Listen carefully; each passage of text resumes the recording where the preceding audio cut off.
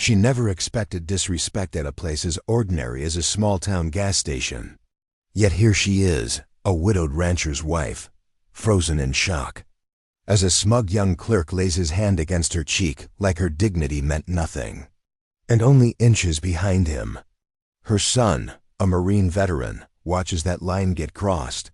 That's the moment everything changed. Because in towns like this, honor isn't an idea, it's a living inheritance. If you believe respect still matters in this country, tap like and subscribe. But to understand how we got here, we need to go back to where it all began. The late afternoon sun fell across the small two-lane highway like a warm quilt laid over the shoulders of the town, softening edges and slowing breath as the day wound down with the patience only country places seem to know. Mountains on the horizon stood watch the way old neighbors do, saying nothing and yet promising that someone is always looking out for you, even when you think no one is. A steady breeze carried the faintest smell of hay and dry earth, the kind of scent you only notice if you were raised around chores and schedules written by seasons instead of smartphones. The widowed rancher's wife pulled up in her old pickup, the engine ticking like a friendly dog settling on a porch after a long walk, reliable as ever. She moved with quiet purpose, shoulders steady, bearing the cross at her chest and the memory of a man who taught her that faith isn't loud, because truth doesn't need to shout. She stepped from the truck, boots touching gravel with a muted crunch that felt like a line drawn between a life behind her and a life still ahead, even if she couldn't always see the road clearly anymore. The pump handle felt cool and familiar in her hand, and the dull clack of the lever echoed a rhythm she had known since before the gray at her temples began to show. Fuel hummed through the hose, and for a moment she allowed herself the kind of stillness that is both prayer and pause, a place where grief and gratitude can sit on the same bench without arguing. She did not indulge the ache that sometimes rises without warning. She simply acknowledged it the way you nod to a neighbor passing in a truck, respectful and brief. Above her, swallows traced the sky with quick, certain lines, as if even the birds believed in purpose. Through the store's large front window, she saw a familiar arrangement of chips, candy, and cold drinks, a cooler door left slightly open and a stubby wedge of cardboard keeping it from drifting shut. The fluorescent lights inside gave the room that flat, polite glow you find in every gas station from Wyoming to Kentucky, making everything look cleaner than it really is and a little emptier than it needs to be. Behind the counter, a young clerk leaned on one elbow with a slouch that tried to telegraph confidence and only managed indifference. She noted it without judgment because life had taught her that postures change when responsibility shows up, and responsibility has a way of finding everyone eventually. She replaced the pump, wiped a small smudge from her palm onto the leg of her jeans, and gathered herself for the small business of paying for ordinary things. The doors sighed open at her approach, the air conditioning drifting over her like the surface of a cool pond in August when you drop your hand to feel the lift. She walked with the careful pace of a woman who knows that haste is often the enemy of grace and that there is dignity in being deliberate. Each step made a modest tap on the tile, a sound as old as church basements and volunteer firehouse spaghetti suppers, a sound that said, "We are still here, and we do what needs doing." Two customers lingered near the refrigerated cases, the metal racks chiming faintly as a bottle slid, then settled. Somewhere in the background, a radio murmured a song from decades ago, the melody thin but recognizable, like an old photograph left on a windowsill. She reached the counter and placed her money with neat precision, the way her husband always had, teaching her there was honor in order and clarity in counting things right the first time. The clerk kept his eyes on his phone longer than courtesy would allow, then looked up with a half-smile that wasn't a smile so much as a performance of one. She met his gaze calmly, not daring him to be decent, but giving him the chance anyway, because generosity is a habit stronger than pride. The room felt slightly colder at that moment, not because the thermostat had changed, but because respect had not yet been invited into the conversation. She waited with the patience of a person who has outlasted droughts, bad markets, and the long quiet nights after a folded flag comes home. On the counter, a little tray of keychain flags and pocket crosses sat beside a jar marked Veterans Coffee, a hand-scrawled note asking for donations in loopy black marker. She thought of her son and the men he had served with, how they had learned to be calm under pressure, how they had learned that silence can be powerful. She remembered the funeral detail years ago and the way those uniforms moved like a single breath, the kind of reverence that makes time behave itself whether it wants to or not. She did not linger there in her mind. She simply touched the cross at her collarbone once, gently, as if to steady a picture frame on a wall after the house has shifted. Outside, the pickup's engine clicked one last time and went still, the sound of a faithful horse settling in its stall. The clerk adjusted his posture in a way that suggested impatience with things that take longer than a swipe or a tap, and the widow kept her voice level as she read the pump number, courteous, clear, unashamed of being exact. Politeness used to be the expected price of admission to any exchange. She wondered when it had become optional, a coupon you could ignore if you didn't feel like saving the day a little. Her fingers rested lightly on the edge of the counter, nails short and clean. Wedding band moved to a chain years ago where it lay now near the cross. Weight beside weight, promise beside promise. She did not stare him down, and she did not look away. She simply remained present, the way strong people do when there's nothing to prove. The air conditioner rattled once, then found its breath again. For a heartbeat, she let her eyes travel the small store, the way a rancher's gaze never stops working, always counting and checking, even when the job is not hers to do. She noticed the sweep lines on the floor and the scuffed map by the door, a taped corner near the register where the surface had lifted. None of it bothered her. It only reminded her that life is a series of useful imperfections held together by people who finish what they start. She thought, not for the first time, that a town stays decent when the ordinary moments are handled with care, when even small transactions feel like part of a covenant. She breathed in, breathed out, and waited for the clerk to meet her there. He finally set the phone down like a favor he was granting the world, and the thin smile returned as though he was tired of wearing it, but more tired of being himself. The eyes, though, told the truth. A flicker of amusement mixed with the boredom of someone who hasn't yet been asked to be brave. She felt no anger, only a steadiness that came from years of getting through what other people preferred to avoid. Outside, a semi rolled by with the low thunder of a distant storm, and the glass vibrated as if to underline the sentence. She tucked a stray hair behind her ear, said thank you before the thanks was deserved, and kept the moment simple. The register beeped softly, a small mechanical acknowledgement that work was getting done whether or not the people doing it respected one another.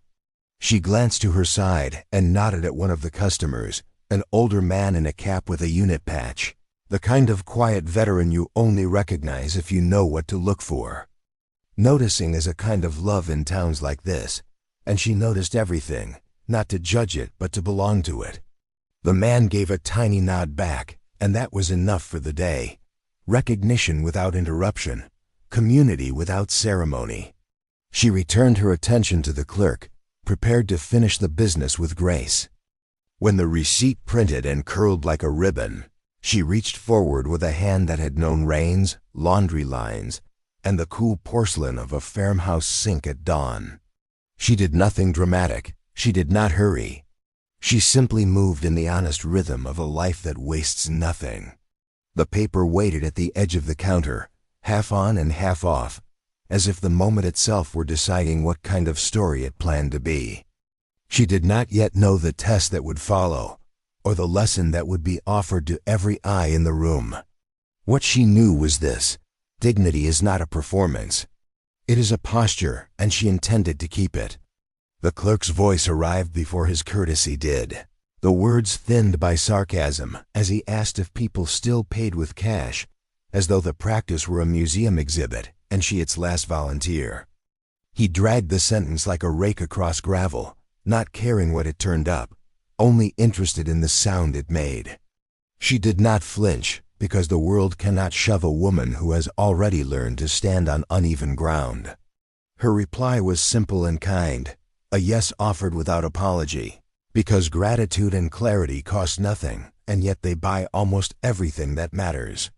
He smirked, and the smirk said more than the sentence ever could.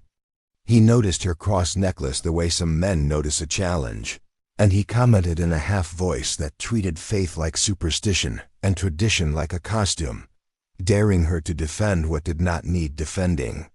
The widow restrained the urge to respond with a lesson, because lessons offered to closed ears become arguments, and she had no appetite for that. The store's cooler hummed louder for a second, then settled, as if the room itself had winced at the disrespect. She kept her eyes level and her breathing steady, a discipline learned from weather, work, and the quiet wisdom of long marriages. Around them, the small inventory of the day continued on, indifferent but present. A bell over the door, the sweet faint smell of motor oil, the click of a bottle cap in a far aisle. Believing her silence to be weakness, he sharpened his tone and shaped his eyebrows into little hooks meant to snag a reaction, hinting that folks clinging to old ways were the reason the town never modernized. The accusation slipped from him easily, like a coat he wore in every season because he thought it made him look grown. She heard the sentence, and behind it she heard the echo of 100 other dismissals thrown at people who build more than they brag. Her fingers found the edge of the counter again, not gripping, just confirming that she still occupied her place in this moment with intention. In her chest, the steady drum of conviction kept time with the radio's low melody, two quiet metronomes insisting that patience is not passive. It is powered. He leaned forward on his elbows like a boy trying on a man's posture, and asked if farm fossils still thought the country belonged to them, wrapping the insult in a grin he mistook for charm. The words tried to undo years of labor and love in a single breath, but years do not come undone so easily, not when they have been anchored by vows and seasons and the obedience of animals, who learn your voice because you have earned the right to be heard. She felt the sting and let it pass, the way you let a nettle brush your sleeve without granting it the honor of a flinch. Her answer, if it could be called that, was merely to remain, to stand, to breathe, to wait for the chance to finish the transaction cleanly. Sometimes the bravest thing you can do is refuse to move first. He took her refusal to be rattled as permission to escalate and let out a soft laugh meant for the bystanders, recruiting strangers into a club they did not ask to join. The two customers didn't meet his eyes, and their silence became a mirror he did not want to look into. He made another quip about ancient morals and church trinkets, but even his voice seemed to doubt the wisdom of saying such things in a town that still buried its dead with folded flags. The fluorescent light pressed down on everything, clarifying edges, showing dust where it gathered, showing fault where it formed. The widow stood under that light without shrinking, a figure carved by responsibility rather than applause. He glanced at the donation jar for veterans' coffee and rolled his eyes in a way that tried to be subtle and failed. As if gratitude were a currency he had learned to counterfeit and no longer respected. The widow thought of her son's unit and the real cost of real service, and her heart tightened, not with anger, but with a protective reverence that cannot be taught by slogans. She kept the memory where it belonged, in a careful place, and she kept her face composed because a sacred thing is not for public display. The clerk, mistaking composure for emptiness, lifted his chin and asked if she needed help finding the receipt, or was reading glasses the problem today. The cruelty was small, but small cruelties add up like interest when no one stops the account. She did not answer that jab either, because she would not give him the theater he wanted or the audience he felt entitled to. Her quiet felt like a field under snow, nothing flashy, everything alive.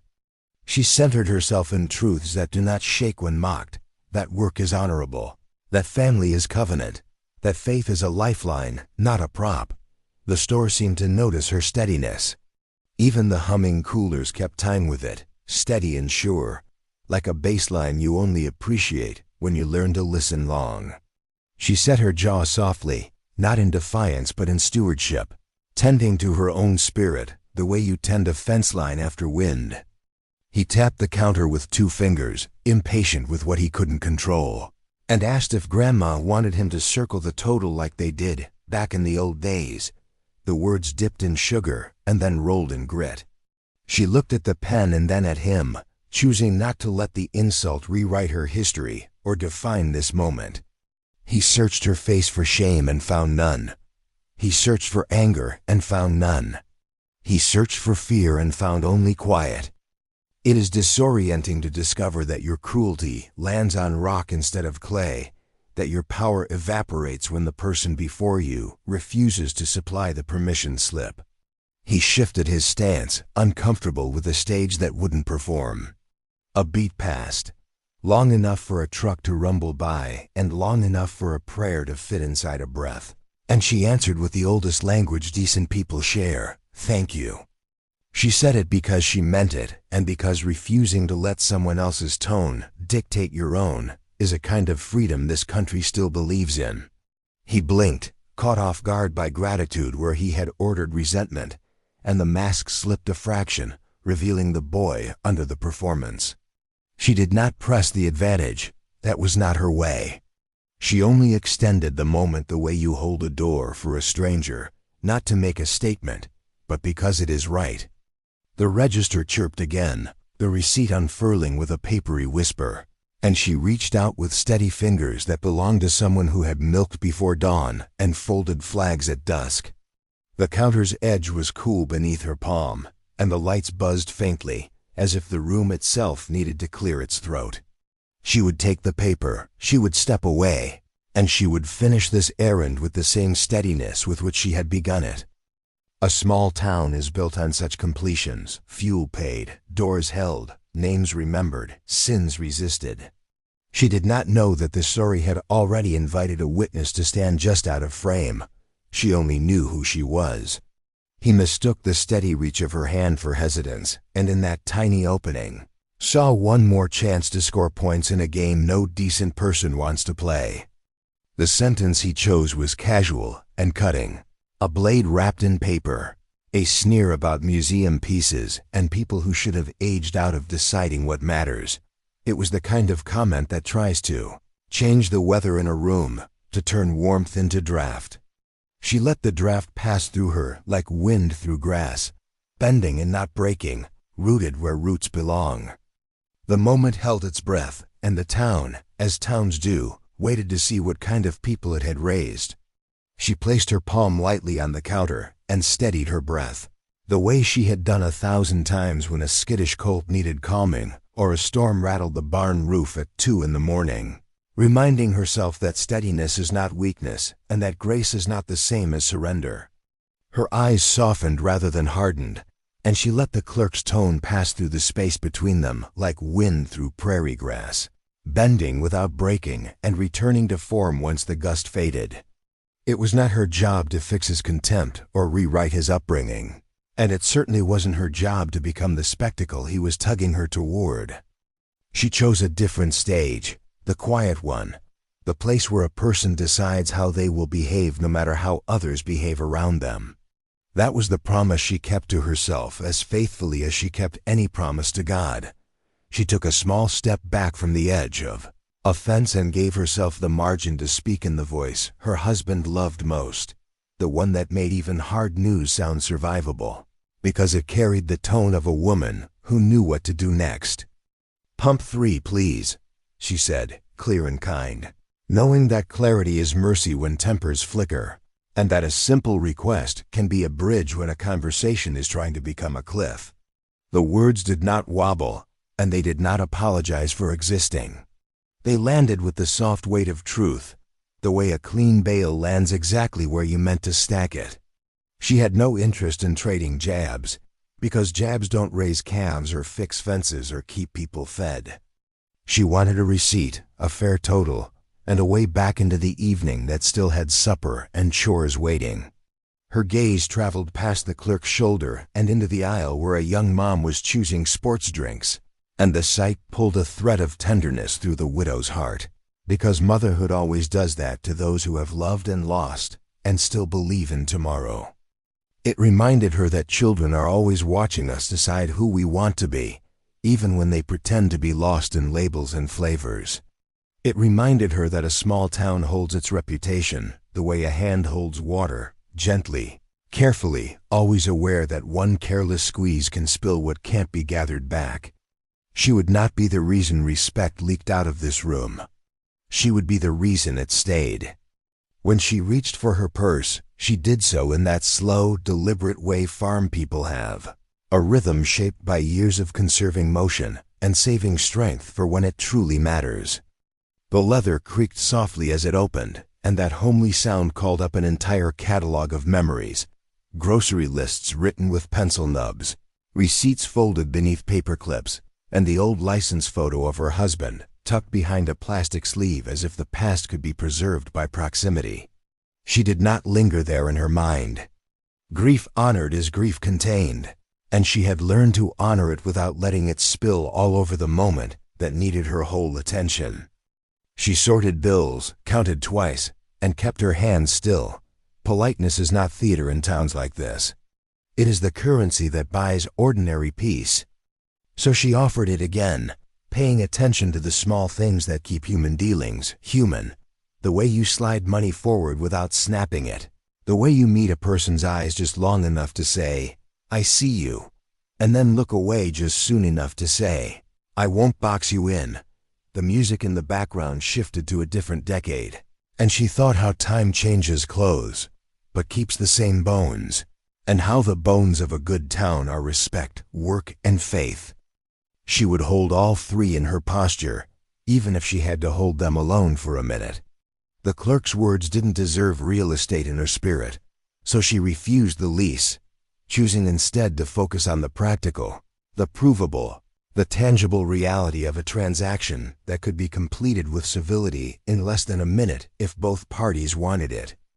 She checked the pump number again and repeated it, making the path as smooth as she could make it from her side of the fence. She had taught her son that cooperation is not capitulation when the goal is decency, and she taught herself, again, that today's dignity helps tomorrow's sleep. The register light blinked lazily, as if unimpressed by drama and entirely devoted to math. She could feel the eyes of the bystanders without looking at them, the way a person can feel the weight of a summer sky before rain falls. And she understood how easily crowds turn confused when courtesy blinks. She decided right there that she would not put any child, any veteran, any working man, or any weary mother in the position of learning from her a lesson she didn't believe in. If they learned anything from this woman in a faded denim jacket, it would be that composure is not silence and peace is not passivity. Both are muscles trained by years you survive without bitterness. She stood a little taller, not to dominate the room, but to support it. Her fingers brushed the cross at her collarbone for a heartbeat, and the cool metal grounded her like a palm on a tabletop when a house shifts slightly in the wind. Faith did not erase insult. It recentered the insult in a larger story where character matters more than victory, and where winning can mean stepping back rather than stepping up. She prayed without words, more a posture than a petition, for patience to finish this errand without harm to her sense of self or to the fragile dignity of a young man who might someday remember this moment with regret. She asked for nothing theatrical, only for the strength to keep her voice good. "Thank you," she said again, not because the service earned it, but because gratitude is a discipline that protects the one who practices it. She had learned that lesson under open skies and in small kitchens, and at long tables where grace was set over stew and cornbread. And she had learned it beside a folded flag, where love bore weight without collapsing. The thank you rolled across the counter like a balm, and for a second, even the lights seemed to brighten, as if the room recognized a right thing when it heard it. She waited for the receipt like a person waits for a kettle to sing, not impatiently, but expectantly, trusting heat to do its ordinary work. With her hand ready to receive the paper, she set her mind on leaving well, on stepping back into the evening with the same quiet she had brought in, on making the space lighter, not heavier, for the next person who needed a gallon of milk or a tank of gas or a moment to feel safe. She did not picture herself as brave or long-suffering. She pictured herself as faithful to her husband's memory, to her town, to her God, and to the code that says you don't add noise to rooms already struggling to hear themselves think. That decision settled in her bones like a good meal settles in a stomach that has worked all day. She was ready to complete the simple, honest act of paying and go. And then the clerk's mouth curled again, that bored half-smile returning, as if it had been waiting just out of sight, reminding her that grace often has to be chosen more than once inside the same minute. She did not sigh. She did not drop her gaze. She did not tighten her jaw.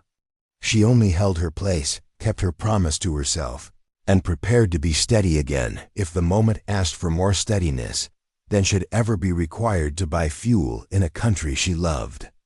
She was not there to fight. She was there to finish, and finishing can be holy work. The clerk's voice came out thinner and meaner the next time, as if contempt had burned away whatever softness youth usually grants, and he let another jab land, this one dressed like humor, but stitched with small cruelty. He made a sideways remark about her being from the horse and buggy days, and about church trinkets doing more harm than good, turning the private sneer into a public performance meant to recruit the room's attention. Those words didn't belong to this town any more than litter belongs in a churchyard. But there they were, blowing across the tile like a cheap wrapper after a wind gust. The widow held her ground with the stillness of a gatepost, the kind that doesn't need to announce its purpose because it simply does its job day after day. She kept her eyes on the clerk, not to challenge him, but to remind herself that people are better handled face to face. He noticed the wedding band hanging beside her cross and couldn't resist, sliding a comment in about clinging to ghosts, which was the kind of sentence crafted by someone who has never stayed up all night, with a dying memory and loved it enough to tell it the truth. The shape of his mouth said he wanted laughter from the bystanders, the way a boy wants applause after a risky jump off the dock. A hush fell instead, not dramatic, just a slight dimming of the room's appetite for jokes. The widow felt the hush and didn't break it. Good people know how to use quiet as protection rather than as punishment. She answered nothing, and in the answering nothing she held on to everything she believed. The young mother by the cooler shifted her child from one hip to the other, and the child's curious eyes drifted toward the counter, taking in the scene with that unfiltered honesty children bring to every room. The widow saw it and felt a responsibility that reached deeper than pride, because example is a kind of inheritance too, and she refused to leave anyone poorer. She thought of Sunday mornings where hymns stitched generations together, and of potlucks where casseroles carried love more efficiently than words. She would not stain those memories with a sharp retort that might satisfy for a moment and sour the air for an hour. So she kept the air clean, even as the clerk tried to smoke it up. He went on, emboldened by the sound of his own voice, as people like this often are when no one stops them. He cracked a line about people stuck in the past, holding back progress, waving his hand toward the jar marked for veterans' coffee, as if it were a punchline instead of a promise. The older man in the unit cap didn't flinch, and his quiet presence in the periphery became its own kind of rebuttal, not shouted, not even spoken, simply there. The widow felt gratitude for that man's silence, because true allies don't always step forward. Sometimes they simply refuse to step away. She breathed a little easier, knowing she wasn't the only one who still believed respect was the minimum, not the maximum. The humiliation turned public the moment the clerk raised his volume half a notch and shaped his words not to communicate, but to perform for the invisible audience he imagined would crown him clever. He smirked as he said, "Some folks still think this land answers to their Bible in their barns," a sentence built to bruise faith and work in a single swing. The widow didn't take the bait, because she knew the difference between a hook and a hand, and she wasn't about to bite. She felt the heat in her face, yes, because insult glows even on skin used to weather, but she channeled it into stillness the way a dam channels a river into purpose. She gave him nothing he could use. Around them the store held a sort of polite breath, the way sanctuaries do when a baby cries during prayer and no one is sure whether to smile or hush. The fluorescent lights hummed on with their indifferent song, and the fridge doors whispered shut in an ongoing chorus of small sounds that said life was still moving in its usual way. The widow leaned into that ordinary song like a choir member finding her pitch, letting normalcy keep her from being dragged into the sharp key the clerk preferred. This was a public space, and she would not deface it.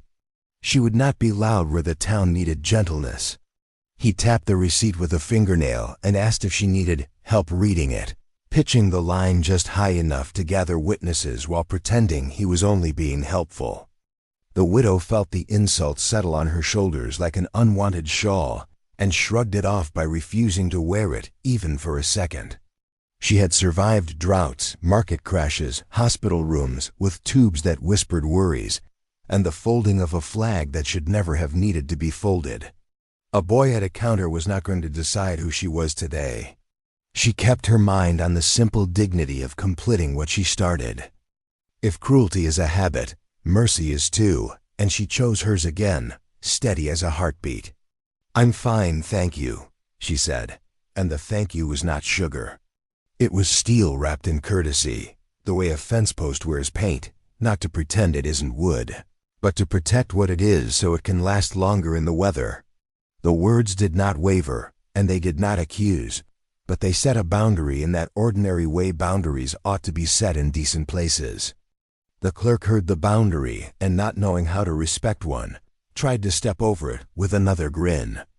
Boundaries, however, get their strength from the one who sets them, not the one who tests them.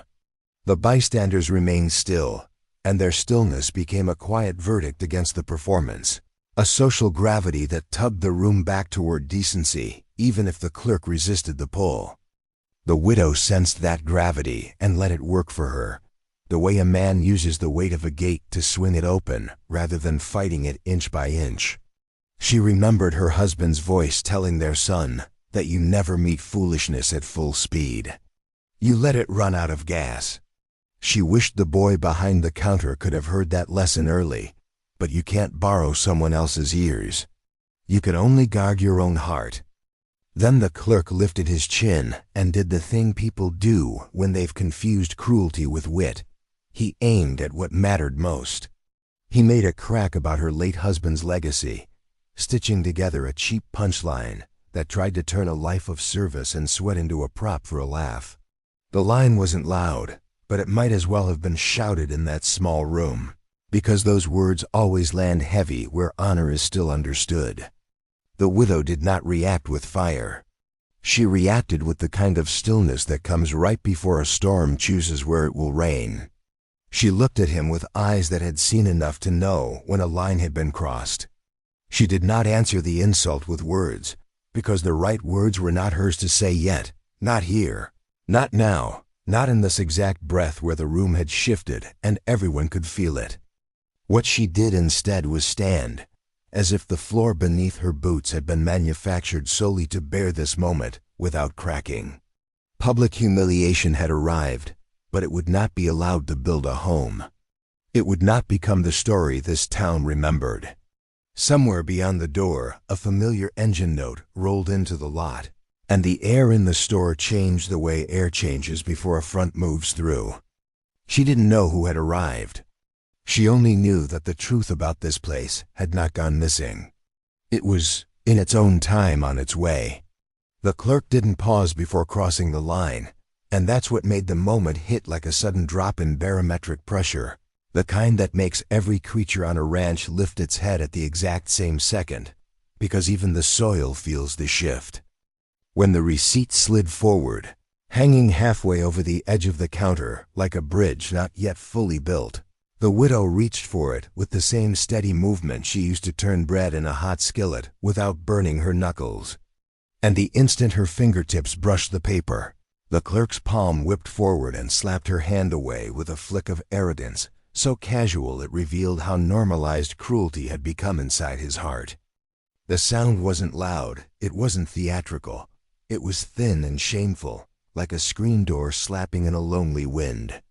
But it might as well have echoed to the far end of town, because the dignity of one woman had just been struck in front of witnesses. The widow froze, not because she was afraid, but because there are moments when evil reveals itself with such audacity that your mind needs one heartbeat to recognize that yes, this is really happening.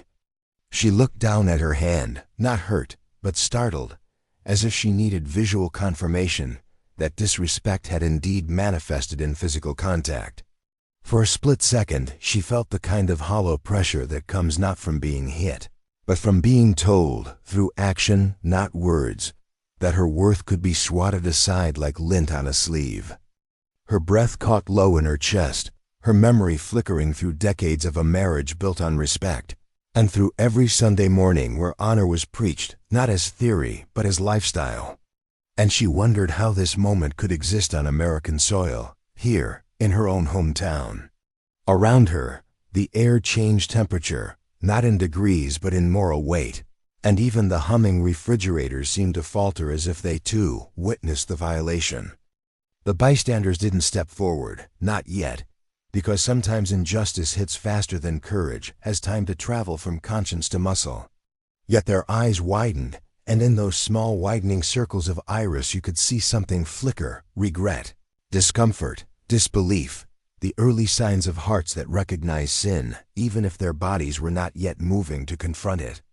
And the widow, who had spent years mastering the art of keeping her composure during grief, loss, and lonely winter nights, summoned that same quiet mastery now, not to hide her pain, but to protect her identity from being stained by the act of someone who didn't deserve to define her. Her hand remained suspended in air for a moment, and she felt her own pulse in her fingertips, a soft reminder from God that she was still alive, still here, still standing within values that were older than the disrespect of one unseasoned boy behind a counter.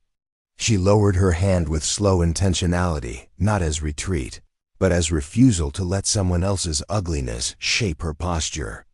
And in that small, precise lowering of her arm was a kind of war cry, not loud, not violent, but holy, the declaration that cruelty does not get to govern the reaction of the righteous. Her eyes did not harden, they deepened. And sometimes the deepest eyes are not the eyes that glare, but the eyes that see through the moment into the truth behind it. She didn't lash back, she simply stood, and sometimes standing is the beginning of the reversal that villains cannot foresee. Because villains expect either collapse or collision, but they do not know how to interpret composure born of faith. Her composure wasn't silence.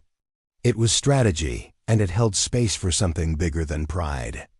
For years, she and her husband weathered storms and coyotes and market dips that threatened the ranch more than any insult ever could. And she had learned then what she still knew now: you do not react to chaos with chaos. You react with clarity. You react with character. You react with the kind of steadiness that keeps a ranch alive when winter tries to kill it.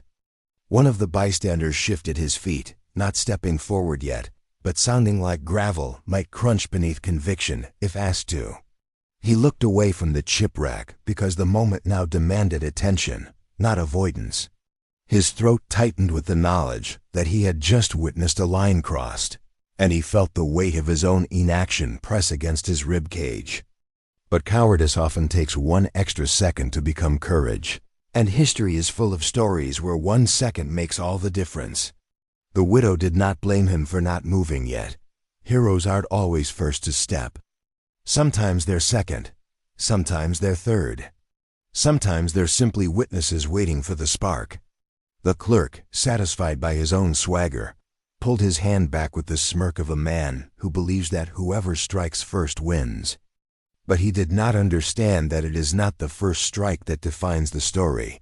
It is the response to the strike that determines the moral arc. He believed himself powerful in that moment because he believed humiliation is power. But humiliation is not power. Humiliation is cowardice disguised with volume.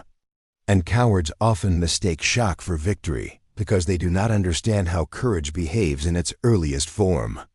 Courage does not always shout. Courage sometimes stands perfectly still. The widow swallowed slowly, not because she was hurt, but because insult sometimes lands like dust on the tongue, coarse, dry, uninvited. And she chose not to spit back in anger, because anger would have transformed the moment into the clerk's preferred battlefield, a battlefield he believed he controlled. Instead, she allowed the insult to sit in the air, exposed, naked, accountable to the conscience of every soul watching. Truth does not need reinforcement, it only needs light. And humiliation, when left unmasked, becomes its own indictment. She did not reach for the receipt again, not yet, because that piece of paper had become more than a record of fuel consumption. It had become a symbol of the threshold between disgrace and reckoning, and she did not want to rush the moment.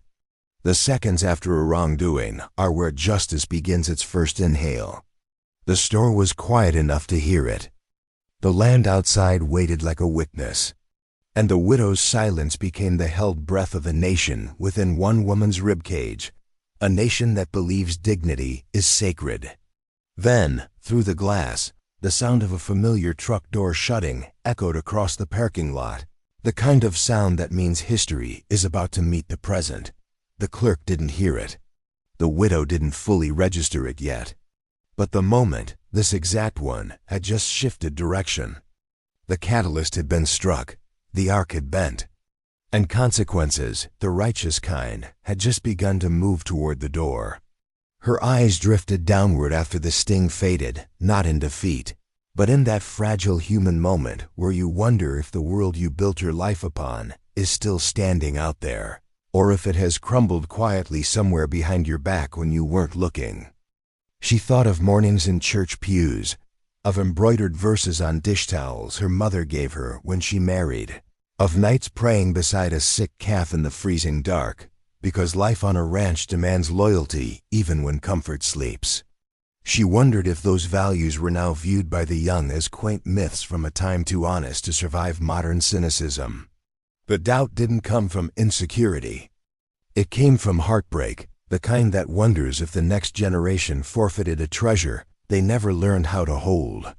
She wondered if respect had been replaced by sarcasm, if adulthood had been traded for performance, if strength had been redefined from sacrifice into mockery. For a moment she feared that maybe the culture had indeed shifted underneath her feet, not like a gentle tide changing with the moon, but like a fault line cracking beneath the weight of careless souls. She did not believe old values needed applause to remain true, but she feared they were now so unfashionable that truth itself might be suffocated under the noise of false confidence. And she let that fear exist, briefly, because pretending fear doesn't exist is not faith. Faith is acknowledging fear and choosing what you do next anyway. She wondered whether the world had become too numb to feel reverence, too proud to bend a knee, too self-amused to recognize honor when it walks into a room without introduction. She remembered her husband telling their son that values are not measured by popularity, they are measured by endurance, and endurance is the quiet, stubborn willingness to keep showing up with character even when everybody else has abandoned theirs. And yet, in this moment, she felt the ache of wondering if she had become the relic the clerk wanted her to be, not because he was right, but because the world around her seemed to be rewarding his kind of arrogance more than her kind of strength. It struck her, not as shame, but as a silent sorrow that her country might be losing its memory. She lowered her chin slightly as if listening inward, and in that inward listening she felt the first real danger of the moment. Not physical danger, but spiritual discouragement. The fear that maybe she was standing alone on sacred ground nobody else remembered how to walk on. She felt the coldness of the clerk's contempt like a wet wind cutting under an unbuttoned coat, and she asked silently, "Lord, is this who we've become?"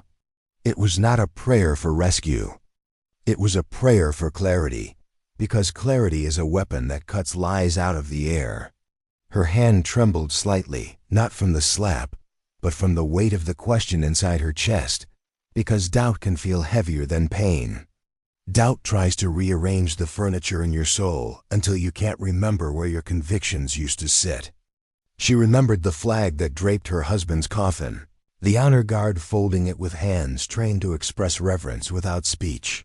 And she remembered the vow she made in that moment, that she would never dishonor what he died believing by lowering herself to pettiness.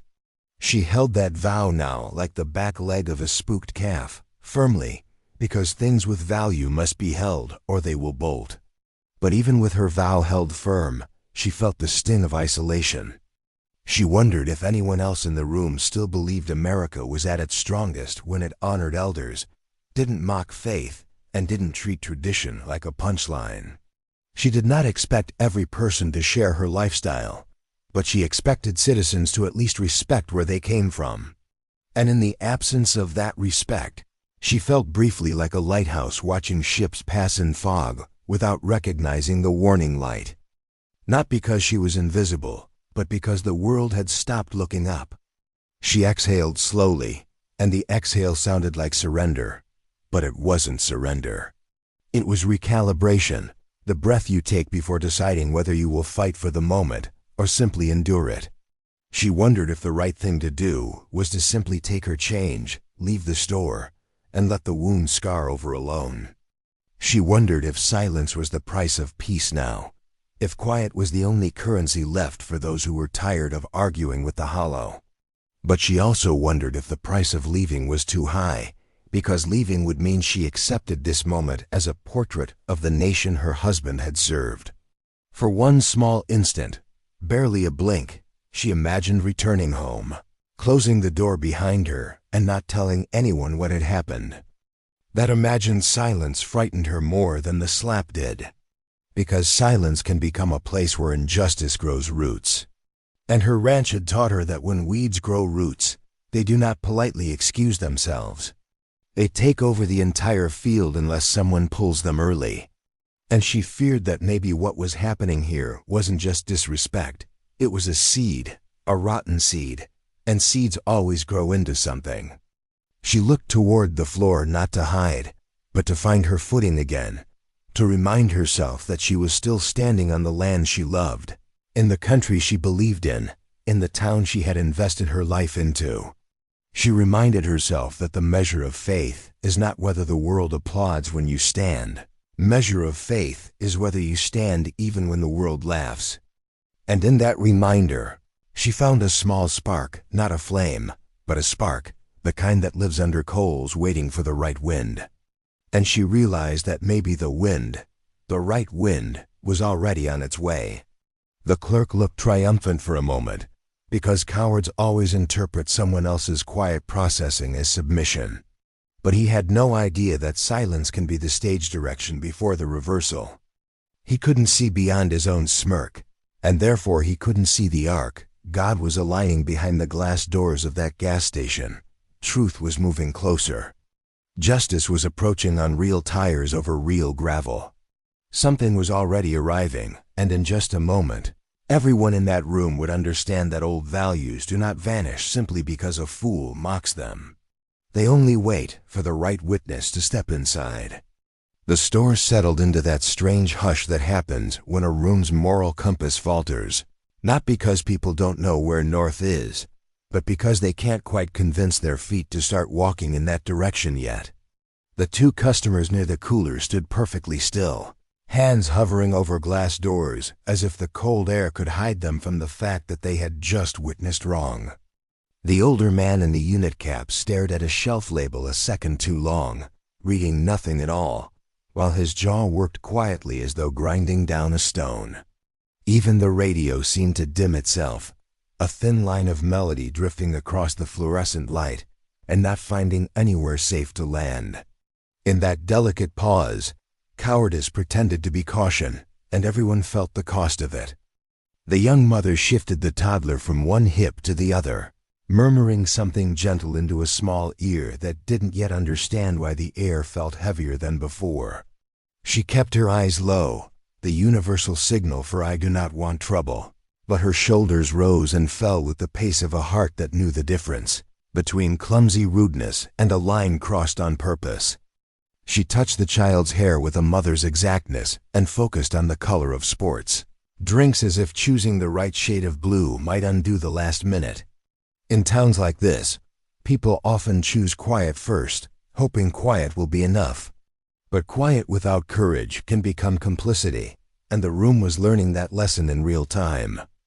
Near the counter, a stack of lottery scratchers sat in a tidy fan, bright promises of luck that felt overly cheerful in a space where justice had just been gambled away and come up empty. The clerk leaned on the register again, satisfied with the performance he mistook for strength, and the widow stood with a stillness that refused to make his smirk into a headline. She did not scam the room for all eyes. She did not beg the eyes around her to meet hers. She gave no signal for rescue. She stood as a person stands who has decided that dignity is not a group project, even when the group should help. And that decision, all by itself, put a small crack in the cowardice. The older man in the cap breathed out slowly, a veteran's breath that knows what it is to move toward trouble, and also knows what it is to calculate timing, terrain, and witness. He half turned as if to step, then stopped, and the stopping hurt him more than stepping would have, because men like him were raised to believe that reverence is more important than comfort. He watched the clerk's hands, the way they drummed the counter for applause that wasn't coming, and he watched the widow's hands, how they did not tremble now, how they rested on the edge of the moment, like a farmer rests a boot on a shovel before the first dig. The veteran's eyes narrowed. If courage had a fuse, it had just been lit. Out by the door, a delivery rack rattled against its bungee like a horse bothered by flies, a small noise that said the world outside had not stopped spinning just because decency had paused. A pickup downshifted on the highway and rolled on, a reminder that life goes forward whether a town meets its obligations or not. Inside, the clerk kept glancing at the bystanders, measuring his audience, fishing for validation with the casual cruelty of someone who thinks laughter is the same as truth. He did not get the laugh. He got a silence that tasted like guilt. And he was too young to know that this flavor never leaves your mouth once you've had it. The widow lifted her chin a fraction, and that fraction did more to reorder the room than any speech might have done. It was a simple, human movement, but here it signaled a refusal to shrink, a promise to herself that she would not carry shame that didn't belong to her. The bystanders felt it land. They felt the gravity of one person's integrity tugging them back toward the right. The young mother adjusted her stance away from the clerk and toward the widow, almost imperceptibly, but enough that the room's geometry changed. Alignment often begins with inches rather than yards, and the inches had begun. The fluorescent lights hummed on, and the coolers exhaled their faithful cold, and the smell of dust and diesel from the open door braided into the air like a working song. All the small things that keep a place honest continued doing their quiet jobs, and those quiet jobs stood as a rebuke to the loud failure of the moment. The veteran in the cap took half a step, then another, not yet entering the space between the two at the counter, but reducing the distance that cowardice had tried to create. He didn't need to say anything yet. Sometimes proximity is the first sermon a town needs to hear. The sermon was underway. The clerk saw none of this, because arrogance rarely notices a change in the wind until the hat blows off. He imagined the pause around him was proof of his control when it was actually proof of everyone else's disappointment. He mistook silence for victory, because he had never been taught that silence can be the room's way of deciding how to correct a thing without turning into the very thing it needs to correct. And so he smirked again, confident that the crowd had chosen him. He didn't understand that the crowd was choosing not to become him. The widow considered leaving, because leaving is sometimes the choice decent people make when a place forgets itself. But she stayed one moment longer, not to escalate, not to perform, but to hold the door open for the town's conscience to come back inside. She did not issue an ultimatum to the room. She simply refused to carry away the burden that belonged to those who had just watched a wrong happen. People shifted. Eyes rearranged. The moral temperature rose half a degree. And in that incremental warming, the possibility of courage returned from its hiding place. A second ticked past, the kind of second that seems longer because something important is walking toward it from beyond the glass. The veteran in the cap finally squared his shoulders in the direction of the counter, and the young mother's jaw set with the quiet resolve that comes from loving someone small who is looking up. The clerk drummed his fingers again, not nearly as sure of himself now that the room refused to sing his chorus. And the widow, with everything intact that the slap had tried to undo, stood in the gentle light of a truth that was about to step through the door and call the moment by its rightful name. And then the bell over the door breathed a small, ordinary sound, the kind of sound that can mean nothing or everything depending on who walks in, and the room turned, as one body, toward the entrance as if summoned. What came next would not be loud fury or reckless chaos. It would be discipline wearing boots. It would be honor carried in a man's backbone. It would be the end of pretending that nobody knew how to stand up anymore. The crowd hadn't stepped forward, not quite, but the story had, and that was enough for the door to swing wide. The door opened, and with it came the scent of outside, sun-warmed dust, faint diesel, and the honest air that lives over pasture land, and a man stepped in with the kind of posture you can't fake because it's carved by miles you didn't choose and kept by promises you refused to break. He was not large in the cartoonish way movies draw heroes, but he carried presence the way a well-fitted tool carries its usefulness. Nothing extra, nothing missing, all purpose. The first thing you noticed was calm, that deep, trained calm that makes rooms remember their manners even before anyone speaks. The second thing you noticed, if you were paying attention, was how the older man in the unit cap relaxed by 1 degree, as if recognizing a dialect of honor he knew by heart. The Marine infantry veteran had arrived. He took the whole room in with one sweep, not suspicious, not dramatic, just the inventory a trained mind takes so it knows what it's standing in, who needs what, and where the exits are if mercy or duty requires movement. He saw the clerk's posture, the smirk still clinging to a face that didn't yet understand it had already told the truth. He saw the widow's stillness and the way her hand rested on the counter with patient dignity, and he saw the two bystanders caught between impulse and inertia. He did not need more than a second to understand the entire shape of the moment. Years of service had taught him that wrong almost always looks the same from the inside, loud, small, and desperate for an audience. He did not march. He did not swagger. He simply walked forward with that particular efficiency of step that says, "I know where my feet belong." His boots made unremarkable sounds on the tile, and yet each step seemed to reorganize the air, as if the room had remembered what respect feels like and wanted to stand up straighter. The young mother shifted so that her child could see him, not because she wanted to teach awe, but because she wanted to teach the shape of a man who carries himself like a promise. The veteran in the cap didn't move in front of the Marine, because men from different generations of the same creed don't block each other's light. They amplify it. The Marine's eyes touched his mother's for half a heartbeat, and in that small glance an entire history passed. Fence lines fixed in winter, letters home from deployments, quiet meals where grief sat at the table but never ate first. He did not ask if she was okay, because he would not turn her into a spectacle. He simply saw, and seeing was enough. She held his gaze with relief, not because she needed a rescuer to supply courage she lacked, but because she recognized the arrival of a force that respected her dignity enough to defend it in the language the moment required. In that look, mother and son formed the alliance the town needed to witness. He stopped at a decent distance from the counter, close enough that the clerk could feel the presence, far enough that the space itself retained a chance at civility. He did not raise his voice or square his shoulders into threat. He let discipline do the talking through a posture that offered choice. Choose respect now, and this ends with everyone intact. Choose arrogance again, and consequences will walk you toward the lesson you've been asking for. The room read the offer clearly because the room wanted the offer to be accepted. Everyone prefers redemption when it's still on the table. The clerk did not turn immediately.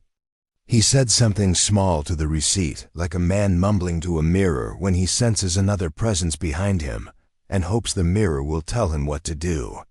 Then he looked up and back and saw the man who had entered, saw the bearing, saw the calm, saw the precisely controlled energy that lives in people who have been trained to do damage and trained harder not to.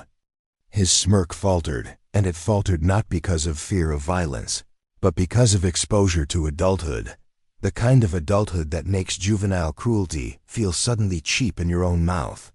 He tried to put the smirk back on, but it no longer fit. The Marine asked nothing at first.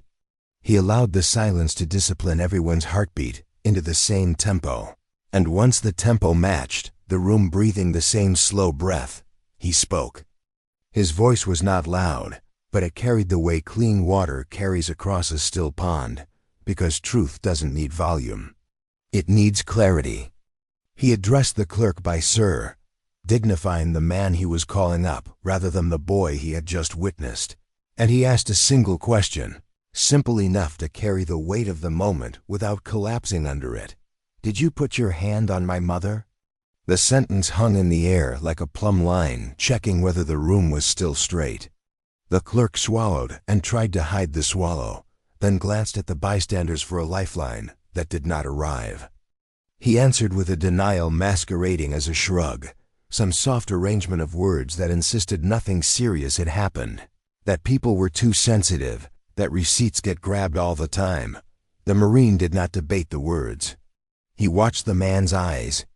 He watched the corners of the mouth, the angle of the shoulders, the telltale tics that reveal a conscience arguing with itself. Then he looked briefly at the older veteran's cap patch, and the clerk saw that look, and history entered the conversation without being invited. The Marine stepped a half-step closer, not invading, but clarifying, and the room felt the difference.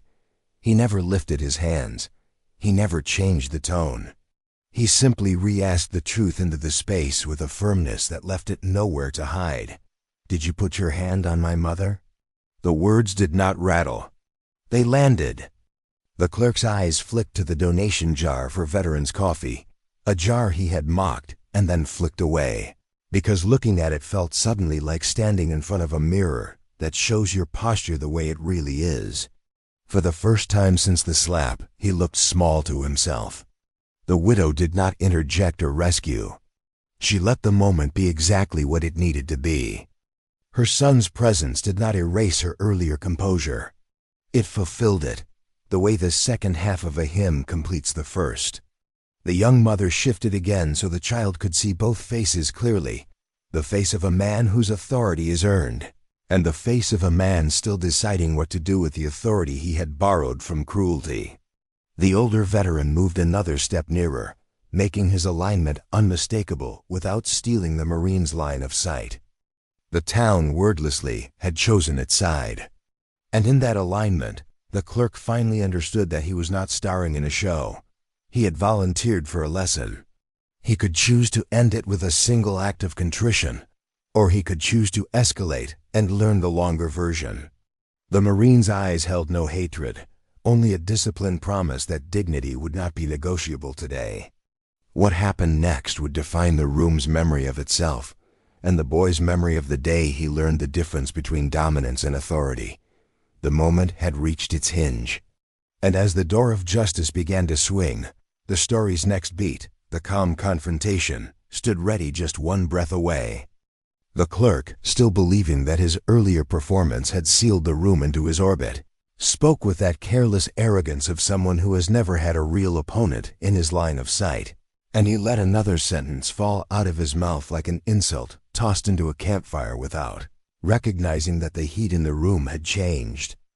He rolled his shoulders back and leaned against the register like a man leaning on a false throne, unaware that the ground beneath it had already begun to tilt. He did not bother to measure his tone, because he believed the arrival behind him was simply another customer, not the living embodiment of the moral reckoning he had just summoned with his own hand. He kept speaking not because he was brave, but because he had not yet realized he should be afraid. And arrogance always collapses in that exact blind spot. So he continued to mock tradition, the way some people mock old hymns without ever stopping to notice that old hymns are not merely songs but anchors, forged in times when storms demanded anchors that held. He muttered something about people worshiping barns and Bibles, and he lifted the receipt as if it were a prop in his own cheap theater. The line didn't land the way it had earlier. The young mother did not flinch, but she did not smile either. The older veteran in the cap inhaled sharply, slow and controlled, as one does when anger begins to warm the blood, but training tells the body to stay measured. The clerk missed every signal because immature egos only see applause. They do not see warning signs. He scratched the receipt with his thumbnail, creating a small tearing sound that cut through the room like a blade slicing a page. And he said something about dinosaurs stuck in old America, not understanding that the man behind him carried the blood of those who fought to protect the very freedom that allowed him to speak in this moment. The Marine didn't interrupt. The Marine didn't rush. He allowed the man to finish the rope he was tying around his own reputation. There is a discipline to patience, especially when the clock of justice is already ticking, and the next second is going to reveal the truth the clerk cannot outrun. The room watched the rope tighten. Still unaware of the presence at his back, the clerk tilted his head toward the donation jar again and shook it lightly, raising his eyebrows in mock disbelief. He made a comment about charity for coffee for old war guys, each syllable dripping with mockery, and this time the words fell flat. There was no laugh. There was not even a smirk from anyone in the store. The comment wasn't edgy, it was disgusting. It was not rebellion, it was disrespect. And disrespect, in a place that still believed in sacrifice, was a trespass that did not go unnoticed. The silence around him had become a verdict he was too naive to read. He tossed the receipt onto the counter like someone throwing feed to chickens, assuming it would settle wherever it landed, not realizing that the woman whose hand he had slapped was not a stray chicken, but a widow whose husband had earned more honor in a single uniformed morning than the clerk had earned in his entire life so far. The Marine watched all of this unfold, not with rage, but with the kind of deep, measured calm that trained men hold the same way ranch fences hold tension, steady, grounded, and ready for force if necessary. The son's eyes remained on the clerk's posture, because posture reveals more truth than 1,000 excuses. The clerk turned his body slightly, still not fully turning around, and he rolled his eyes like an actor mocking an invisible audience. He said something about people who think patriotism is personality, and that was the moment, the exact second, when the young mother's child shifted in her arms and whispered, "Mommy?" Barely audible, barely formed, but enough to break the last thread of passive indecision in her heart. Because children do not lie with their instincts. They feel danger and ugliness before adults intellectualize it. And that small whisper made the air feel wrong in a new way. Somewhere behind the clerk, the veteran in the cap squared his shoulders as if preparing to witness something significant, something that mattered, something that could make or break the story this town would tell about itself tomorrow morning at breakfast tables. Because wrong happens in every town, but not every town chooses to correct it. And the clerk's ignorance burned brighter with each careless word. He did not know yet that he had already been outnumbered by honor, not by strength, not by fists, but by honor. The Marine's presence was the proof. The older veteran's quiet alignment was the seal. The clerk was still perched inside that childish mentality that believes he controlled the room simply because the room was not yelling at him, and that ignorance is what allowed him to push one more insult out through his teeth. He said it with an upward lilt, like a final flourish. "These old folks think this country still belongs to them," he said, unaware that the man behind him had bled for this land, trained to defend it, and carried the memory of men who never made it home. The line dropped into the room like poison into water, But this water had a filter, and that filter was already standing behind him. And then, almost imperceptibly, the Marine exhaled. It was not an angry exhale. It was the exhale of someone who had just calculated that the moment for questions had ended, and the moment for truth had arrived. The widowed mother felt that exhale like a signal in her bones, the way horses feel a storm shift miles away. Something had just crossed from patience into response. And in that transition, the chapter turned. The older man in the unit cap, the quiet veteran who had been standing near the chips, took a step forward. Not loud, not dramatic, but steady, as if the gravity of the moment had finally pulled him into his rightful orbit. His boots didn't stump, they didn't scrape. They simply moved, one before the other, with the same gentle authority that old soldiers carry when they know a line has been crossed, not in blood, not in battle, but in principle. And that step, that single step, was like a fuse being lit in a room where everyone suddenly remembered they had a duty too. He did not speak. He didn't need to, because the act of stepping was the language veterans use when respect has been violated. He didn't step to intimidate the clerk. He stepped to align himself with the truth. Alignment is a moral act, and in small towns, alignment is how culture survives. Because sometimes you don't have to throw a punch to throw your weight behind righteousness. Sometimes you just have to stand where righteousness is standing. And that's exactly what this veteran did. He moved nearer to the Marine, the way a second fence post moves into place when a rancher rebuilds a line.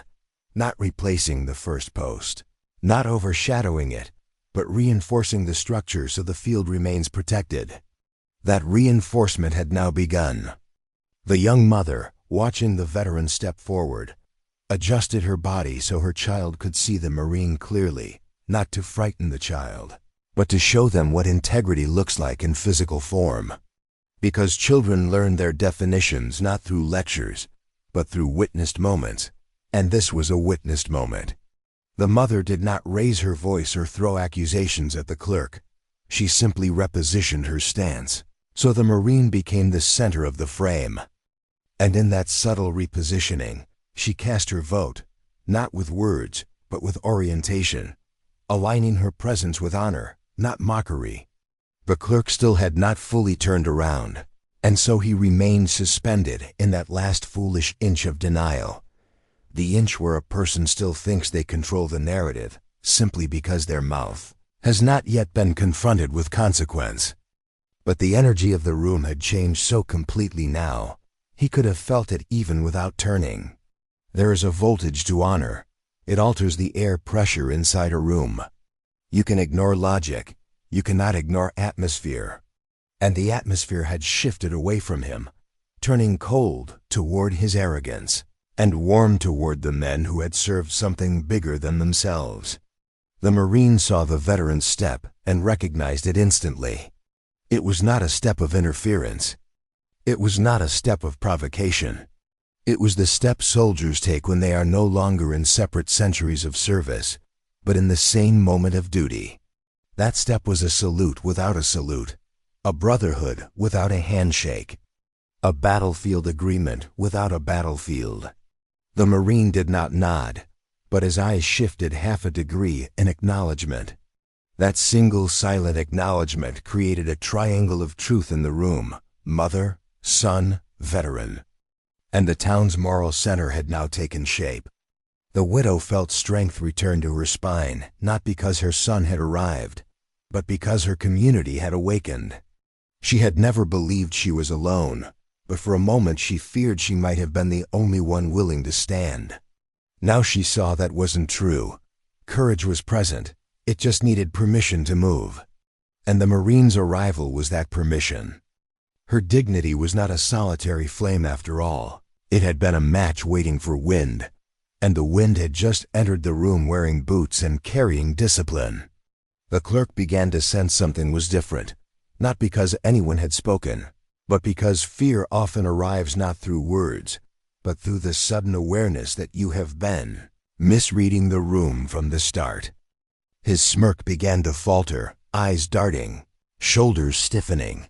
Because mockery stops being entertaining when the audience refuses to laugh.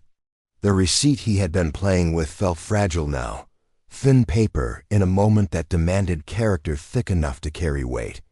And he didn't have that thickness. He had only sarcasm, and sarcasm is a hollow shield. The older veteran did not reach for the clerk. He did not raise a finger. He simply placed his hand on the donation jar, the one the clerk had mocked, and he held it still with the gentlest grip, as if honoring the jar itself. That act was the loudest indictment of the entire afternoon, and he never said a word. The veteran didn't need to explain honor, because honor explains itself through action. The jar that held coins for soldiers had just become sacred ground again, not because someone demanded it, but because someone defended it. The jar resting beneath the veteran's hand might as well have been a folded flag, because reverence had returned to the room like a tide returning to shore. You could feel the collective conscience of the town inhale, and the Marine inhaled with it, calm, steady, righteous, not to escalate, but to anchor the moment in the truth it always deserved. The widow finally lifted her eyes and saw not weakness around her, but reinforcement. Not silence, but readiness. Not cowardice, but conviction. And in that conviction, the room was now positioned for the next beat of the story. The Marine's calm confrontation, not violent, not reckless, not noisy, but disciplined, measured, righteous. The kind of confrontation that separates boys from men, mockers from protectors, and arrogance from honor. The moment had been prepared. The veteran had stepped forward, the mother had aligned. The son had arrived. And justice, the honorable kind, was now only one sentence away. For a long second that felt measured by the slow tick of a wall clock in a church foyer, the widow watched her son's posture and understood that something essential had just been returned to the room.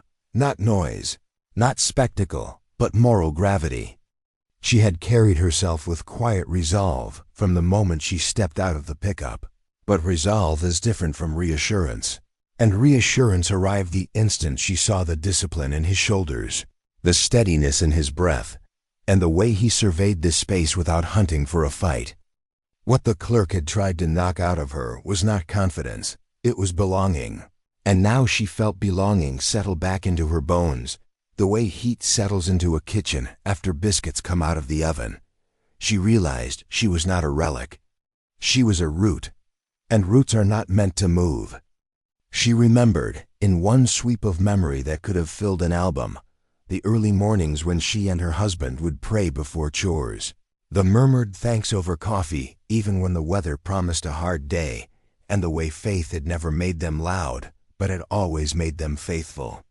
Seeing her son here, carrying the fruit of a home that taught reverence, service, and restraint, she felt the long line of that faith stand up in the room with him. The clerk's mockery had briefly fogged the glass, but the view beyond the glass had never changed, and she could see it clearly again now. A land built by people who worked more than they boasted and loved more than they mocked. Dignity had not been lost. It had been waiting to be named. Her eyes moved to the older veteran's hand resting on the donation jar, and that small gesture struck her with unexpected tenderness, because it was the kind of quiet courage she believed still existed and sometimes feared she imagined. The jar wasn't just a container for coins, it was a promise that a town keeps to the men and women who carried its safety on their backs, and the touch of that hand reminded her that promises are not sentimental. They are sacred. She felt the weight of gratitude shift from private prayer to public witness, and she understood why community matters, because goodness must be seen to be strengthened. She stood a little taller, not to impress, but to agree. Without looking down, she felt the cross at her collarbone, and for the first time since the slap she realized she wasn't clinging to it for comfort. She was holding it as a sign of stewardship. Faith, rightly held, does not demand applause or apology. It simply tells the truth about the world and insists that we live like it's true, with or without permission from the fashionable. In that moment she chose, again, the life she had always chosen, to meet insult without venom, to meet arrogance without imitation, and to let character set the thermostat of her reactions. The room could run hot or cold for a while. Her spirit would stay at a good temperature. A quiet joy rose in her, not giddy, not naive, but the settled joy of someone who recognizes the shape of God's providence, even in ordinary places. A gas station at the edge of town, the hum of coolers, the breath of people deciding what kind of neighbors they intend to be. The clerk had tried to write a story of humiliation, but humiliation only sticks when the humiliated agree to carry it home. She would not carry it. She would leave it right there on the counter for truth to handle. Her son's calm had given her permission not to fight the wrong battle, and permission to believe this scene could end without wreckage. She understood, too, that courage doesn't erase fear as much as it gives fear a job, to ring the bell that calls good men and women to their posts. Fear had done its work. The call had been answered. The Marine had arrived, and with him came the memory of her husband's service, the steadying presence of a neighbor's quiet pledge, and the subtle alignment of bystanders who had decided they no longer wanted to stand in the gray. She felt the town in that minute choose who it was. And in choosing, the town gave her back the sense that age is not irrelevance. Age is earned authority. Her gaze returned to the clerk, and she did something important that no one else could see. She forgave him. Not to excuse him, not to shortcut consequences, but to refuse the chain that would tie her to his worst moment. Forgiveness did not remove the need for accountability. Forgiveness removed the poison from her own bloodstream, so accountability could do its work cleanly. She would not let bitterness write tomorrow's chores. She would not let rage rewrite her family story. She would let justice be justice and let mercy be mercy in their proper order. Then she breathed a simple prayer, not for triumph, but for truth to land in the clerk's heart in a way that would wake him up without destroying him. She prayed that he would feel the difference between mockery and manhood, between dominance and authority, between cruelty and strength. She did not need him to be punished to feel whole again. She needed him to meet reality and bow to it. Whether that bow came with tears, apologies, or just the sober silence of a lesson learned, she would accept it. But accept or resist, the lesson was already in the room. She found herself strangely grateful for the witnesses, for the mother choosing where her child's eyes should rest, for the veteran letting his presence say what words might inflame her, and for the rhythm of a town that, when pressed, remembered the melody it had learned long ago. Gratitude is not weakness. Gratitude is sight. It lets you notice that God still keeps a remnant of honorable people close to every trouble, so that trouble cannot claim the final word. That remnant was here, inside humming lights and the smell of diesel, and she felt safe again, not because danger had vanished, but because faithfulness had appeared. And as her son drew a breath that would carry the next words, she knew with settled certainty that the story had already turned. Whatever the clerk chose, whatever sentence the Marine spoke, whatever consequences followed, dignity had been restored before the outcome. The moral victory did not depend on the clerk's response. It depended on the town's alignment and on a son who learned to carry strength like a lantern instead of a weapon.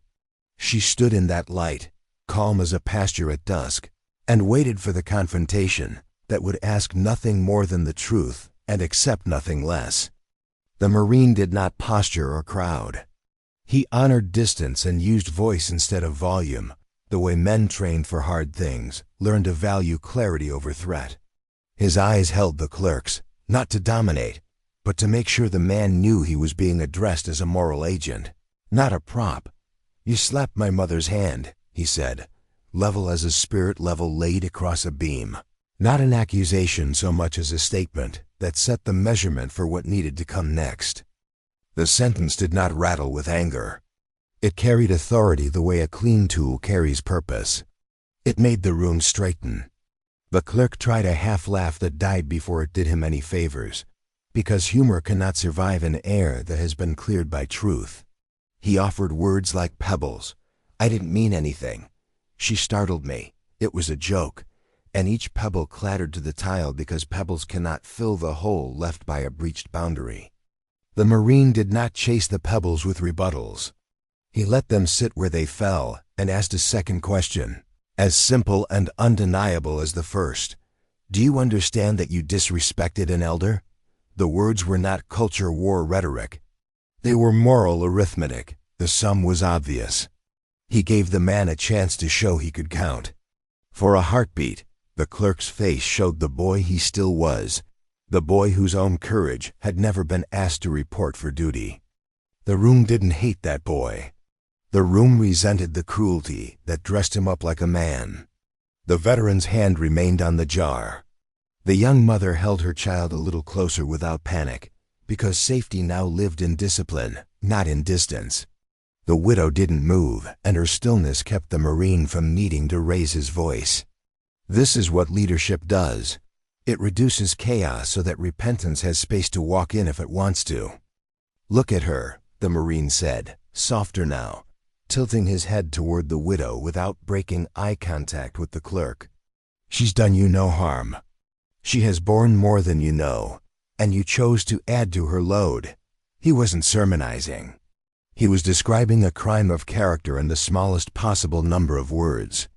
He didn't say veteran or service or honor, because those words were already in the room and did not need a megaphone. He used the word mother, because that word reaches places speeches cannot. The clerk's eyes slid, then came back, as if the word had found him. The Marine didn't demand an apology the way a bully demands a trophy. He made an apology the doorway out of the mess the clerk had made. You're going to make this right, he said, not with menace, but with a certainty that made resistance look childish. Right was not a slogan here.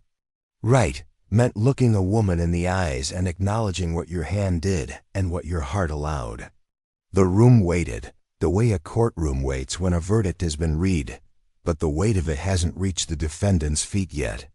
Justice was walking, and it would arrive at the counter in exactly the time it took the man to choose humility. The clerk's shoulders sagged the smallest degree, and that small surrender was the first true thing he had done all afternoon. He looked at the widow and then couldn't hold the look, and then he tried again and succeeded for 2 seconds longer. He said the words without polish, "I'm sorry, ma'am," and they were not eloquent, but they were at least aimed in the right direction. The Marine did not nod or celebrate. He measured the apology against the harm.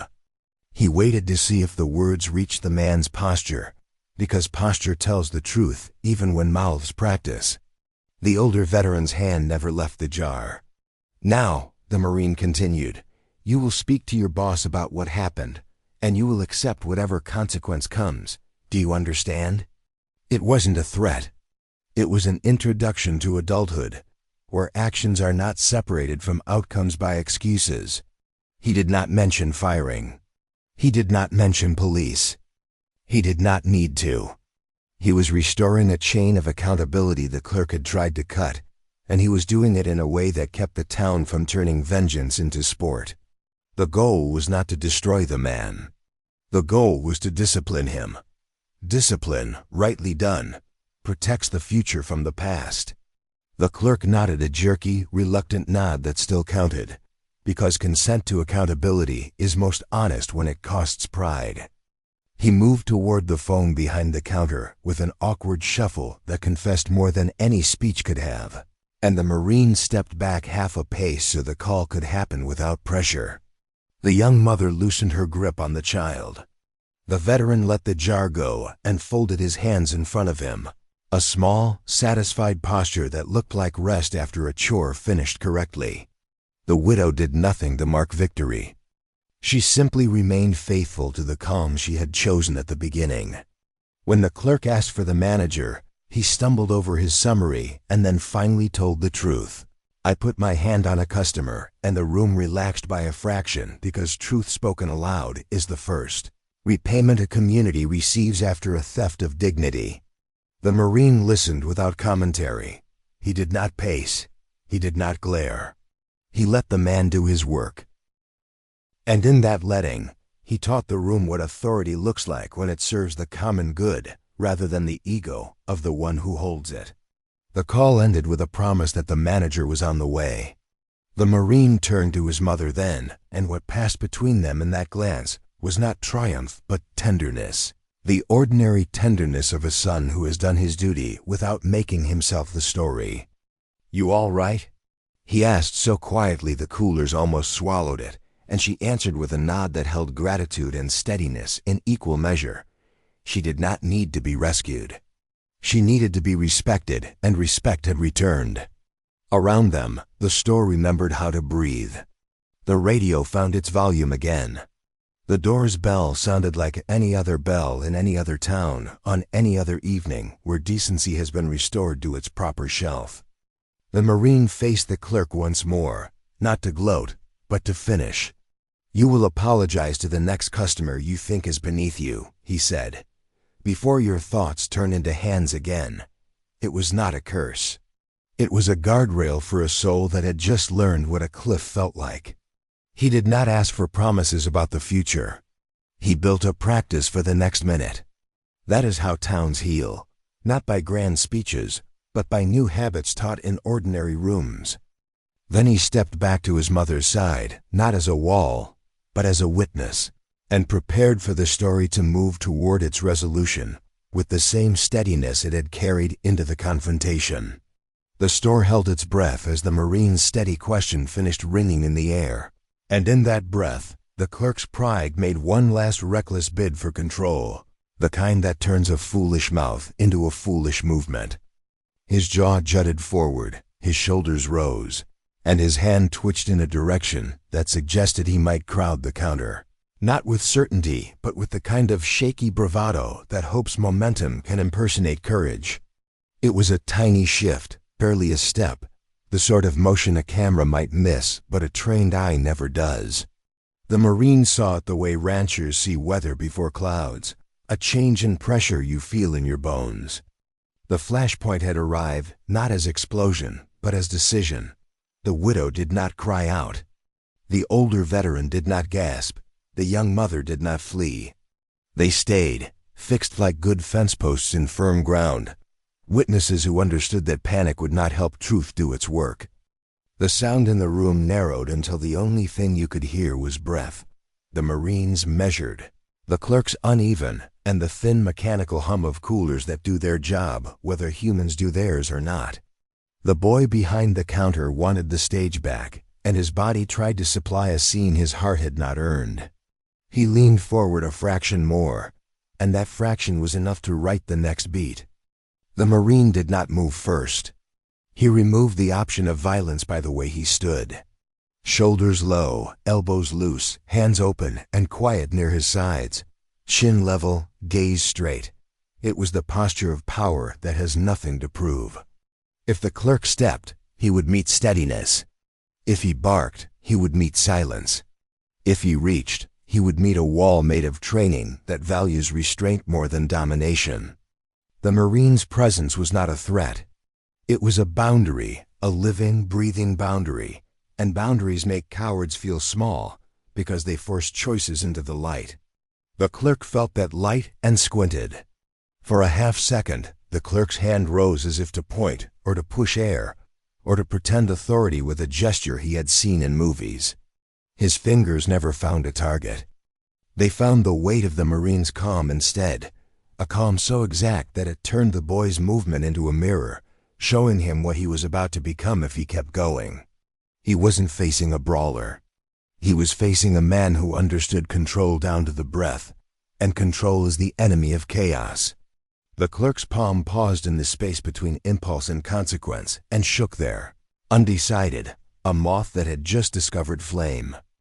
"Don't," the Marine said. One word, not barked, not shouted, not layered with threat, just a clean command spoken by someone who has earned the right to use that tone.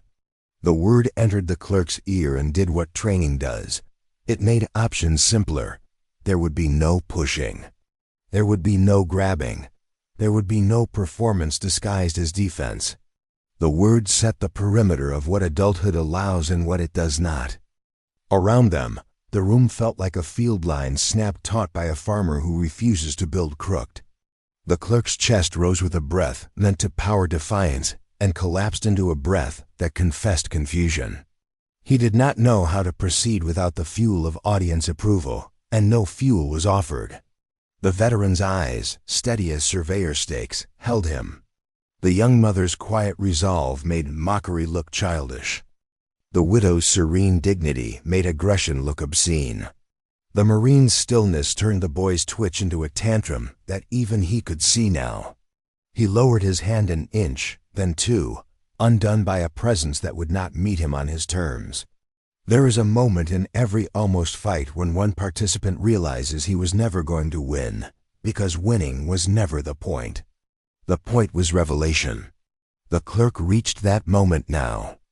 He saw, not with insight but with exposure, that he had asked the day to make him a man, and the day had introduced him to one instead.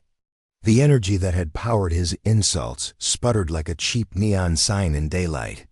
He searched for a way to recover his performance, found none, and the searching itself humiliated him in a way no punch could have. The Marine took a slow step forward, a single unhurried inching of boots that did not invade but clarified, and the space between them changed allegiance. It no longer belonged to the clerk's show, it belonged to order. It belonged to people who understand that self-control is the first proof of strength and the last line of peace.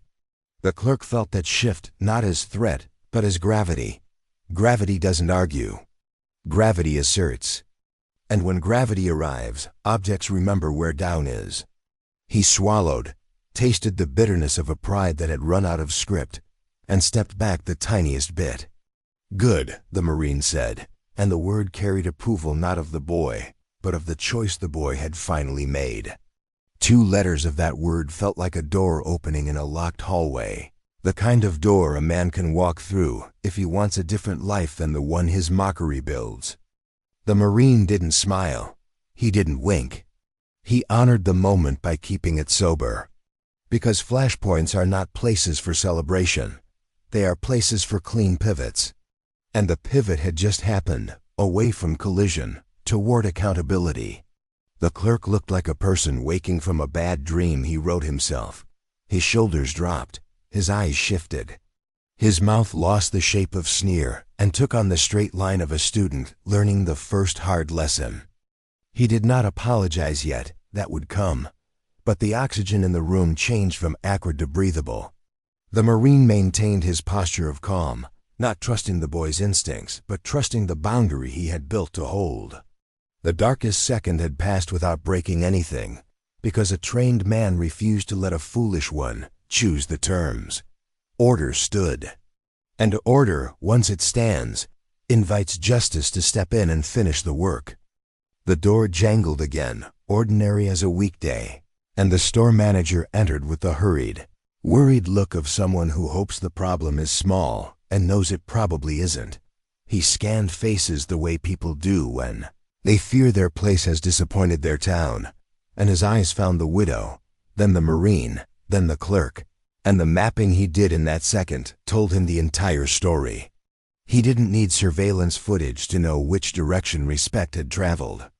He moved to the counter with care, not fear, not favoritism, and placed his hands flat as if steadying a tabletop before setting down something fragile.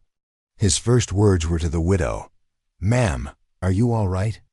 She answered with the same composure she had held since the slap, a quiet yes that did not minimize harm and did not amplify drama. The Marine did not speak over her. The older veteran took his hand off the donation jar and stood at ease, a deliberate gesture that signaled to the manager that the town desired correction, not chaos. The young mother shifted the child to her other hip, signaling the same thing with simple domestic choreography. "Please fix this with honor, not noise." The manager nodded, and the nod wasn't perfunctory. It was a promise to handle the moment in a way that would let the place hold its head up tomorrow. He turned to the clerk, and the clerk tried to find words that would spare him. But mercy without truth is not justice, and the room was not interested in theater anymore. "Tell me exactly what you did," the manager said, not unkindly, not gently, just square. The clerk said the words he had already said on the phone, but saying them in front of the people he had wronged and the people he had mocked made those words heavier. I put my hand on a customer, he said, and customer sounded too small for widowed rancher's wife, and he knew it. He tried to add a reason. The manager lifted one finger, not to hush him, but to keep the sentence honest. I disrespected her, the clerk finally admitted, and I mocked veterans. The room did not applaud. Rooms don't applaud confessions. They let them land.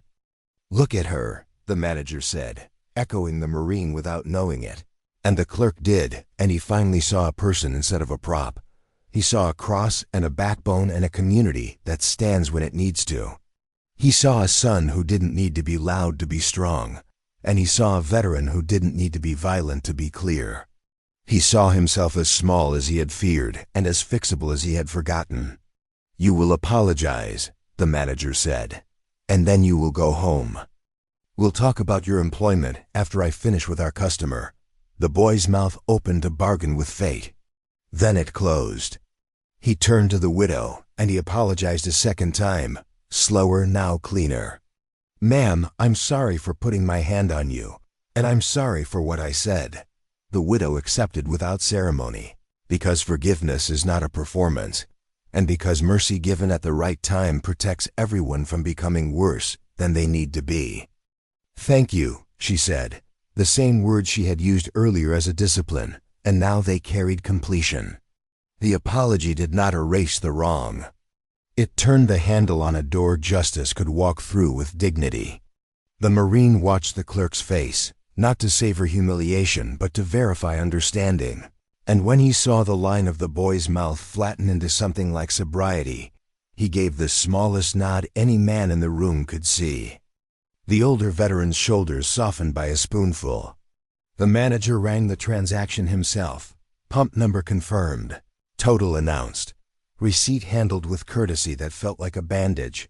He offered to comp the fuel. The widow declined. She wanted the day to be corrected, not rewritten. He placed the receipt on the counter as if it were the closing chapter of a story that ends with order re-established and dignity restored. And the paper curled with that little whisper it had made earlier, a sound that this time meant finished instead of provoked. The store breathed. The radio found a song whose melody did not jar. The manager turned to the clerk and said the words that measure adulthood from adolescence in a single sentence. Go home. Tomorrow, bring your keys. We'll talk about whether this is still the place for you. It was not rage. It was consequence. Consequence is not a funeral. It is a fork in a road. The clerk nodded, eyes wet with the salt that comes when pride erodes and honest regret finally touches ground. He did not slam anything. He did not curse. He looked at the veteran's jar, at the Marine's boots, at the widow's hands, and then at the door that would offer him enough fresh air to think about the man he still might become if he learns to love what deserves love. On his way out he paused and turned, not to plead, not to justify, but to say the only sentence that can make a town trust a second chance when it finally offers one. I was wrong. The words weren't eloquent, but they pulled the poison out of the afternoon. He left. The bell gave its small sound again, and the room did not feel lighter because he was gone. It felt lighter because truth had arrived. The manager thanked the Marine without hero-making, thanked the veteran without speech-making, and thanked the young mother for her patience. He told the widow there would be a call from him that evening to apologize again. She said that wouldn't be necessary. He said he would call anyway. The Marine stepped back from the counter and let his posture relax into the everyday man he is when duty stands down. He didn't pat himself on the back. He didn't turn the moment into a lesson for the room. He simply looked at his mother and smiled with the small smile sons use when the world has tried to make their mothers feel small and failed. The older veteran, satisfied, picked up a scratcher and paid cash for it as if to remind the store that commerce and conscience can live in the same square. Footage without conflict when respect holds the lease. The young mother bought 2 sports drinks and told her child, softly, "We tell the truth, and we treat people right, because that is how you close the loop on a day like this." Outside, the evening had settled over the highway with that familiar rural mercy that tells hard days they can go home now. The widow stood on the threshold a moment longer, breathing dust and diesel and mountain air, and she felt not vindication, but relief, the relief of belonging in a place that had remembered itself in time. Justice had come without blood. No sirens, no shouting. Just a town that refused to let mockery be its representative, and a son who used the discipline he had earned to keep the peace he had sworn to protect. The door swung gently behind them, and the bell's final note sounded like gratitude. The Marine opened the truck door for his mother because some habits are not old-fashioned. They are correct. She climbed in, settled her purse, and found the cross at her collarbone with 2 fingers, not to cling this time, but to give thanks. They did not speak much as the truck rolled onto the 2-lane, and the station's lights grew small in the rear view, small but not forgettable. The town would talk, as towns do, but it would talk with pride instead of shame. And in those conversations, children would learn how men and women ought to act when disrespect tries to make itself the law. Somewhere behind them, the manager locked the door and turned his face toward tomorrow. And tomorrow, the sign on the door would still say open, because places that learn to correct themselves stay open, longer than places that refuse. The jar would be straight on the counter. The receipt tape would be full. The floor would be swept. Ordinary would be restored. That is the promise of justice done right, not spectacle, but restoration, not a headline, but a habit. And if anyone asked the widow how the story ended, she would say, "With dignity," and that would be the truth. The Marine would say nothing at all. But his presence, the kind that calms storms rather than starts them, would be remembered whenever the bell over that door rang and people chose, again, who they wanted to be. The apology from management did not end inside that gas station's fluorescent walls. It continued later that evening when the store manager called the widow directly, not to perform decency, but to complete it. His voice was slower now, steadier, touched with the kind of respect a man uses when he knows his community has just been held to a moral mirror and passed the test not through loudness, but through correction. He thanked her again, not in corporate language, but in the plain voice of a neighbor who understands that some wrongs demand more than one acknowledgement to be fully closed.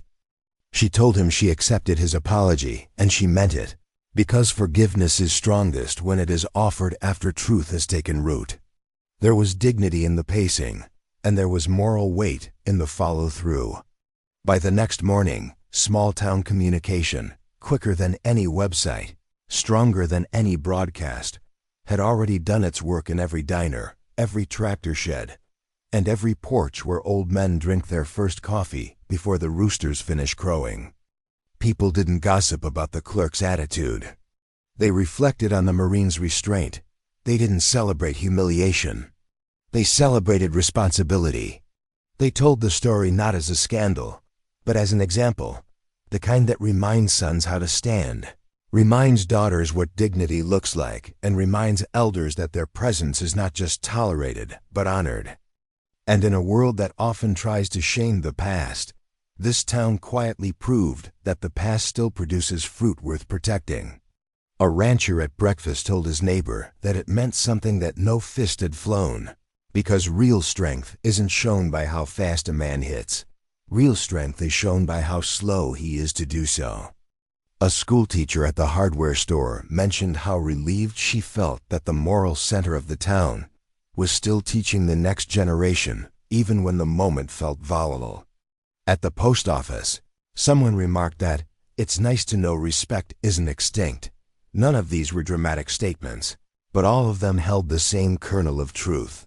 A community remembers the behavior it admires, and it remembers the behavior it rejects. Yesterday had given them both, and they chose to keep the right one. The widow heard pieces of this ripple as the day progressed, not because she sought validation, but because people approached her with sincerity, The same way folks check on a calf after a cold snap. Quiet, respectful, simply to be sure the heart is still warm. One older woman from church placed a hand on her arm at the grocery store and said, "We're proud of you for staying composed." And it mattered. It mattered because composure is a generational discipline that starts in family, grows in church pews, and gets passed on to the front lines of life where young men one day wear uniforms and learn how to protect strangers with steady hands instead of reckless force. Her son, the Marine, didn't say much throughout these small interactions because Marines don't need to. But his silence carried something sturdy, something like promise. He had been raised in a home where patriotism wasn't a bumper sticker. It was supper table gratitude said before eating. Where service wasn't a headline, it was a responsibility. Where respect for elders wasn't a negotiation, it was a baseline. And seeing that this town still recognized those values, still protected them, made him feel like the soil that raised him hadn't been eroded after all. The day before had proven that righteousness doesn't always need to roar. Sometimes it just needs to stand. In the afternoon, the widow sat on her porch with iced tea, looking out across the pasture where wind gently combed through golden grass blades. She replayed that gas station moment not as trauma, but as testimony. A young man had tried to insult her values, but the country she believed in, through the actions of one son and one manager, had answered back. And it answered not with violence, but with accountability and reverence. She realized that the flag that sometimes gets mocked in noisy corners of modern conversation is still honored in the quiet corners where real America still lives, still works, still raises boys into men. And in that realization, she felt her faith in this nation's moral core rise again, not because everything is perfect today, but because there are still men willing to protect what is right without destroying what is wrong. She believed again, fully, that America is still capable of producing honorable sons, strong enough to act, humble enough to restrain, loyal enough to defend without tearing down, and anchored enough to know that strength is not proven by volume, but by virtue. And that belief was not sentimental. It was earned by what she had witnessed with her own eyes. The Marine joined her later, sitting beside her on the porch rail, watching the same horizon she watched.